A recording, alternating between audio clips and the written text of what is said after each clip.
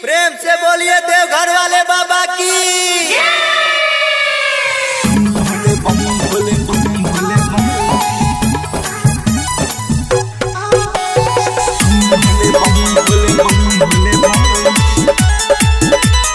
Music by कुंदन दास।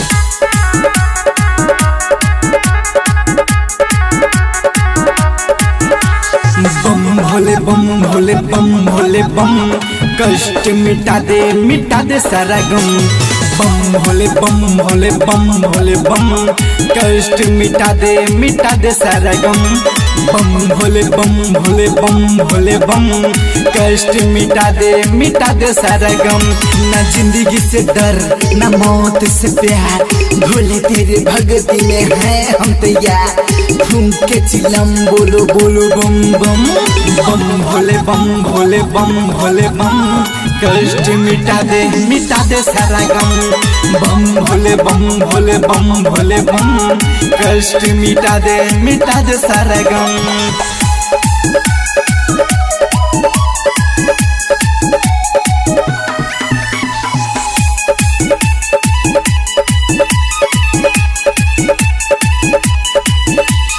मस्त हूँ मैं मस्ती में, रहना नहीं मुझे बस्ती में। जहाँ मदिरा पीने वाले हैं सबकी झूठी कहानी है।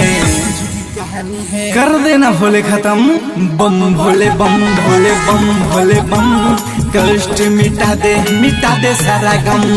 बम भोले बम भोले बम भोले बम, कष्ट मिटा दे सारा गम।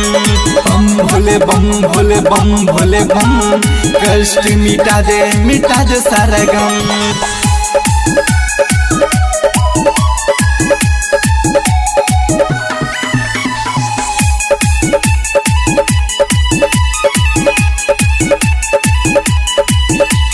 बाबा तेरे चरणों में होता है सुबह शाम, नहीं चाहिए झूठी शान, नहीं चाहिए झूठा नाम।